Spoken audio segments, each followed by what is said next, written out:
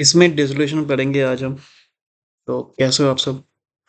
तो चलिए देखते हैं डिसोल्यूशन में क्या है कि जितने भी एसेट हैं वो हम सोल्ड करते हैं, और जितनी भी लाइबिलिटी है ये एसेट को जितना पैसा आएगा उसको हम सोल्ड करके जो पैसा आएगा वो हम पे करते हैं लाइबिलिटी को। ठीक है, ये था 3,70,000। इसको बेचोगे, मान लो आपको 3,000 3,70,000 मिल गया। अब इस 3,70,000 का क्या करोगे? इसको पे ऑफ करोगे लाइबिलिटी को। ये क्या बोल रहा है? इन तो हूँ मैं, चलिए देखते हैं क्या कह रही है। जैसे यहाँ पर आपने सबसे पहले एडजस्टमेंट देखनी है। एडजस्टमेंट में लिखा होगा कि कौन सी लाइबिलिटी पे की जाएगी या कौन सा एसेट पे किया जाएगा, किस तरह से पे किया जाएगा। ठीक है, इस क्वेश्चन से आप समझ जाओगे कि हम डिसोल्यूशन करते कैसे हैं। तो सबसे पहले आपने एसेट्स को क्लोज करना होता है। जितना भी एसेट लिखा हुआ है आपने बैंक को छोड़ देना है। कैश, बैंक, फिक्टिशियस एसेट, इन तीनों को आपने छोड़ देना है, ये नहीं लोगे। बाकी जितना भी ये लिखा हुआ है ना सब ले लोगे। बैंक हम नहीं लेंगे। स्टॉक लेंगे, डेटर लेंगे, फर्नीचर लेंगे, प्लांट लेंगे, इन्वेस्टमेंट लेंगे। प्रॉफिट एंड लॉस नहीं लेंगे क्योंकि ये एक रिजर्व की तरह काम करेगा, फिक्टिशियस एसेट है, तो हम ये नहीं लेंगे। हम यहाँ पे देखते हैं, आइए हमने इस क्वेश्चन को कैसे किया था।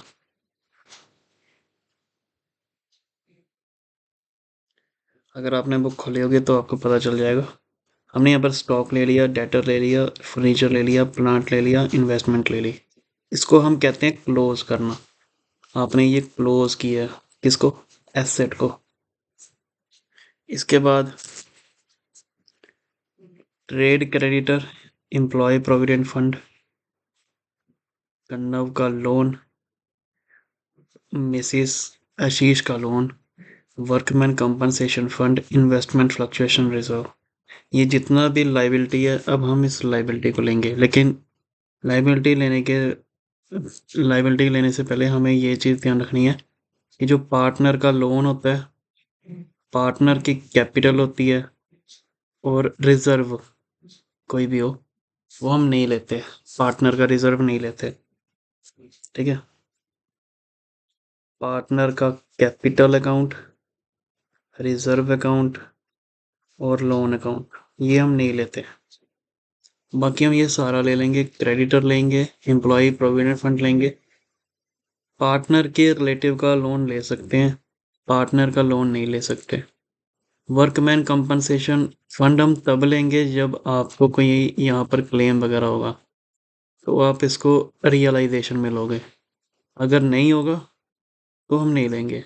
ये जो वर्कमैन कंपनसेशन फंड है ये 20,000 ये बट जाएगा कैपिटल अकाउंट में, ये रियलाइजेशन में नहीं बटेगा। फिर इन्वेस्टमेंट फ्लक्चुएशन रिजर्व ये ले लेंगे। तो ये देखते हैं, हमने यहाँ पर क्रेडिटर ले लिया, एम्प्लॉय प्रोविडेंट फंड ले लिया, आईएफआर ले लिया, देखो हमने वर्कमैन कंपनसेशन फंड नहीं लिया, मिसिस आशीष का लोन ले लिया। ये हमने कर दी लाइबिलिटी क्लोज। ठीक है,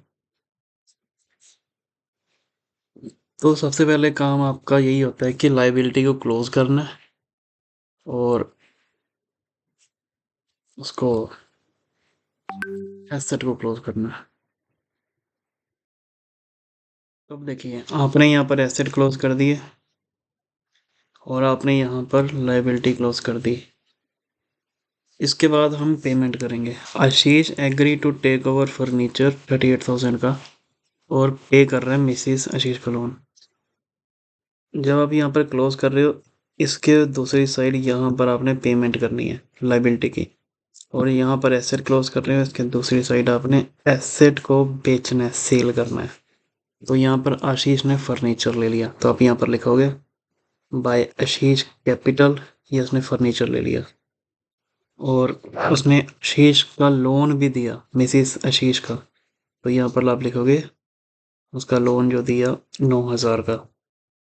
फिर डेटर रियलाइज हो गए 18,500 के। फिर आप यहाँ पे लिखोगे डेटर बाय बैंक 18,500। फिर यहाँ पर प्लांट रियलाइज हुआ 10% ज़्यादा से, तो प्लांट जो था 2,10,000 का था। 2,10,000 में 10% ऐड किया, वो आ गया 2,31,000। तो यहाँ लिख लोगे बाय बैंक 2,31,000। फिर यहाँ पर कन्नव ने 40% का स्टॉक ले लिया 20% लेस में। तो स्टॉक जो था हमारे पास वो था 24,000। 24,000 का 40% निकालोगे, ठीक है, वो आएगा 9600। तो 9600 में 20% लेस कर दिया, वो आ गया 1920। तो 9600 में से 1920 निकाल दिया, 76,080 आ गया। तो ये 76,080 जो है वो कन्नव लेकर के जा रहा है। बाकी जो बचा 60%, 14,400, उसको कह रहा है कि वो हमने स्टॉक बेच दिया 10% गेन में। इसका 10% निकाला, वो आया 15,840। तो ये हमने स्टॉक बेच दिया बाय बैंक। फिर हमने इन्वेस्टमेंट भी बेच दी 32,000 की, क्योंकि इन्वेस्टमेंट का कुछ था नहीं। हमने स्टॉक बेच दिया, डेटर बेच दिया, फर्नीचर बेच दिया, प्लांट बेच दिया। तो जो रह गया इन्वेस्टमेंट, उसको हम खुद ही बेच देते हैं। इसी तरह से यहाँ पर क्रेडिटर का लिखा हुआ है कि क्रेडिटर फुल सेटलमेंट में बिक गया। क्रेडिटर जो है 42,000, 42,000 हमने पैसे दे दिए सारे के सारे, वो हमने नहीं लिखा, ठीक है। तो वहां पे हमने लिखना तो चाहिए था, हमने लिखा नहीं है, कोई बात नहीं।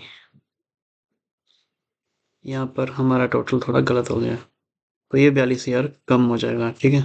यहाँ आ जाएगा टू बैंक क्रेडिटर 42,000। अच्छा अच्छा अच्छा अच्छा, ये तो हमने बताना भूल गए, हमने पूरा नहीं पढ़ा कि जो क्रेडिटर है वो जो हमने बेचे हैं वो इन्वेस्टमेंट की फुल सेटलमेंट पे बिके हैं। मतलब कि जो क्रेडिटर है, क्रेडिटर के बदले इन्वेस्टमेंट दी गई है, तो हम यहाँ पर इन्वेस्टमेंट नहीं लिखेंगे और ना ही क्रेडिटर की एंट्री लिखेंगे, ठीक है। तो यहाँ ना क्रेडिटर की एंट्री आएगी ना इन्वेस्टमेंट की।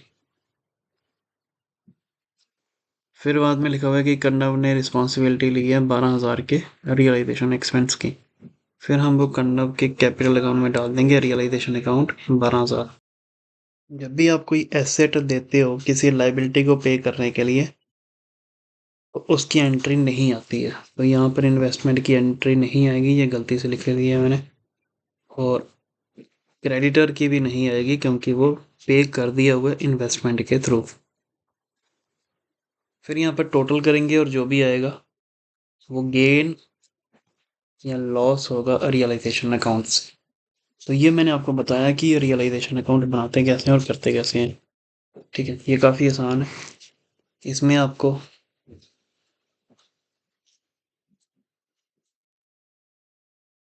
यहाँ पर सबसे पहले लाइबिलिटी क्लोज करनी है, एसेट क्लोज करनी है। फिर जो एसेट है यहाँ पे बिकेंगे, यहाँ पर उसको सोल्ड कर देना है। अगर कोई पार्टनर लेकर के जा रहा है तो पार्टनर की कैपिटल अकाउंट आएगा, नहीं तो बाय बैंक आएगा। फिर जो लाइबिलिटी है वो यहाँ पे हम बेचेंगे, पे करेंगे। यहाँ पर अगर कोई कैपिटल कोई पार्टनर पे कर रहा है तो पार्टनर का नाम आएगा, नहीं तो बैंक का आएगा, मतलब बैंक के थ्रू हम पे कर रहे हैं। बाद में हम टू गेन या टू लॉस दोनों में से जो भी बैलेंसिंग फिगर आएगी वो हम कर लेंगे।